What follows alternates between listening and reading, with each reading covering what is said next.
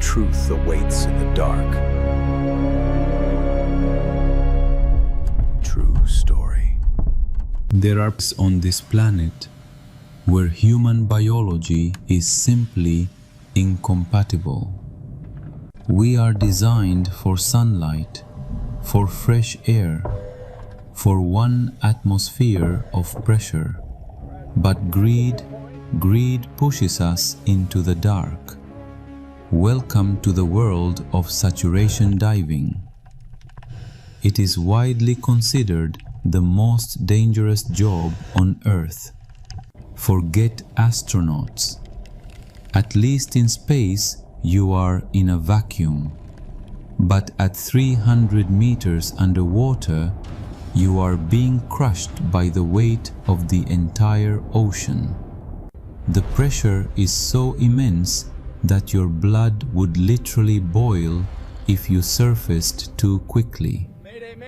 This is an educational documentary investigation into the North Sea incident.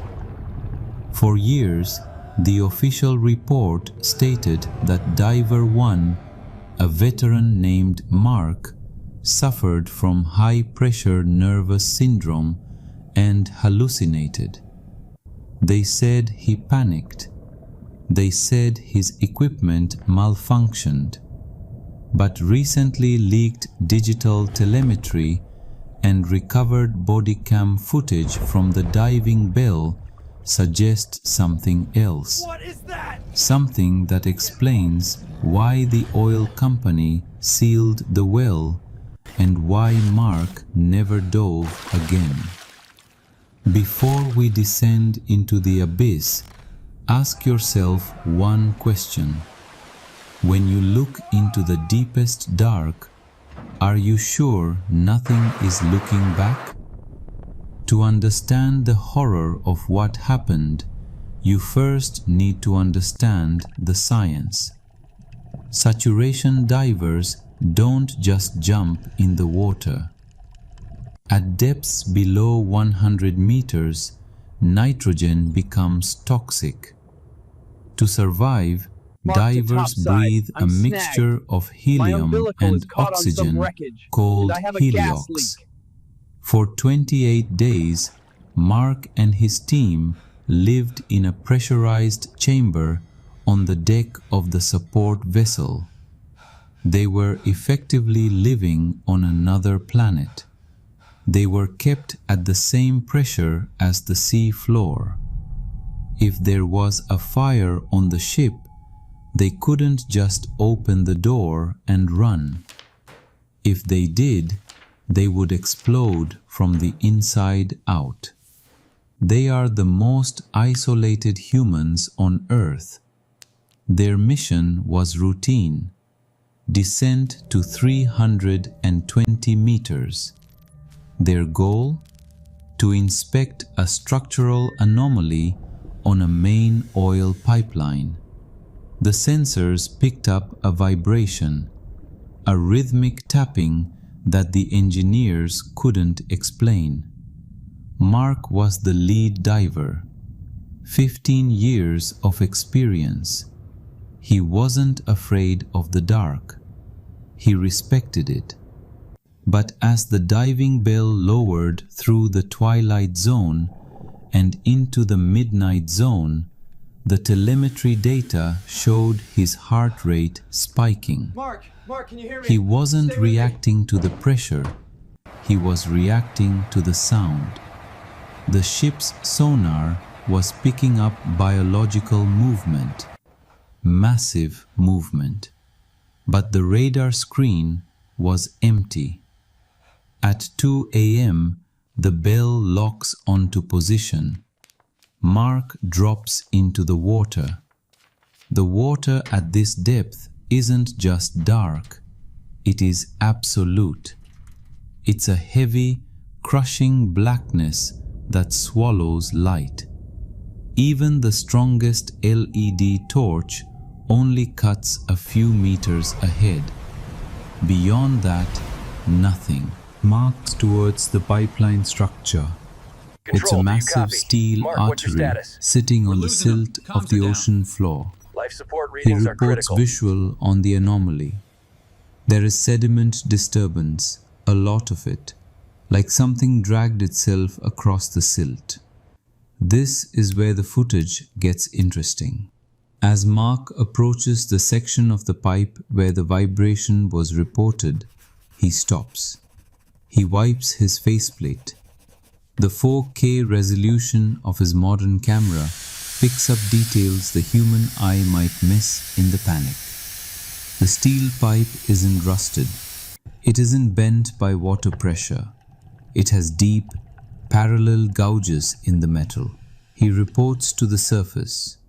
Topside, are you seeing this? These are scratch marks, 3 of them. They are 5 inches deep into the steel.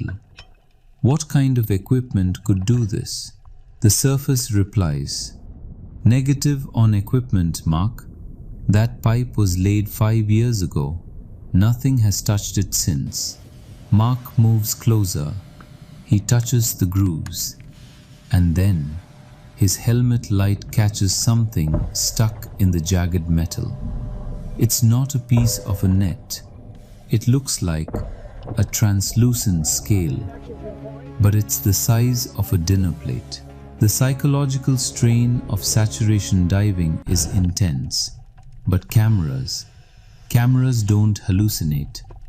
At timestamp 0214, the audio feed picks up a sound. It's not the regulator. It's a low-frequency thrumming, a vibration that Mark feels in his chest more than he hears. He reports movement at 3 o'clock, something big. It's blocking the light. It is circling the bell. Suddenly, the lights on the diving bell flickered. Then, one by one, they shattered. Pop, pop, pop. Mark is now alone in the dark. The umbilical cord tugs violently. Something has swam through it. Something has snagged his lifeline. Panic is a death sentence at this depth. He forces himself to breathe. In, out, in, out. He turns back towards the pipeline to anchor himself. And that's when he sees it, resting on top of the pipe, camouflaged against the silt, perfectly still. It wasn't a fish. It wasn't a squid. It was pale. Its skin looked like wet parchment stretched over bone. It had limbs, long, multi-jointed limbs that ended in the hooks Mark had seen on the pipe. It was feeding on the warmth of the oil flowing inside, and Mark had just interrupted it. The creature didn't roar. Acoustics at this depth don't support roaring. It clicked. A rapid, clicking echolocation sound that was so loud it distorted the microphone.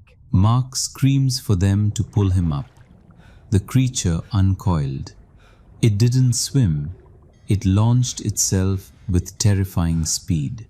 Mark's camera spins wildly as he is yanked backward. But the umbilical is snagged. The footage here becomes chaotic. We see flashes of the silt cloud.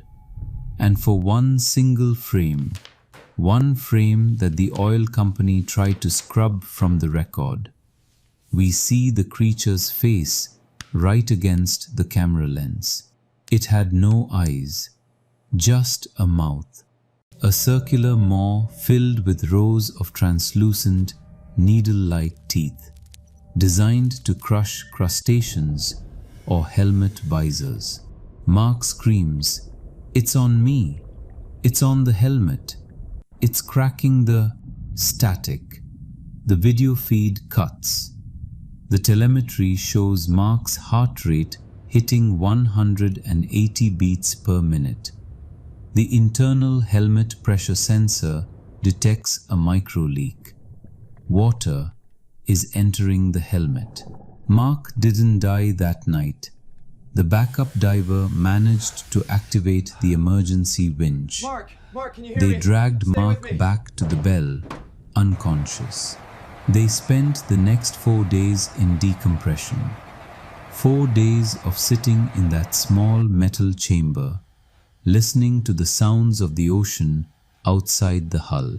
Mark claimed that for the first 2 days of decompression, the clicking sound followed them as they ascended. It was tapping on the hull of the chamber, waiting. The company fired Mark. They cited mental instability. But here is the detail that keeps me awake at night. When they examined Mark's diving suit, they found traces of an unknown biological slime.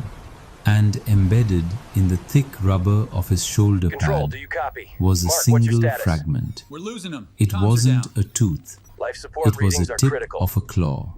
Lab analysis showed it was composed of calcium carbonate and iron. Organic iron. Whatever that thing was, it evolved to tear through the metal shells we build to protect ourselves. The ocean covers 70% of our planet. We have explored less than 5% of it. We act like we own the place. But down there, in the crushing dark, we are just intruders. And the landlords are waking up. This footage is a warning. Some depths are better left alone. The truth awaits in the dark. True story.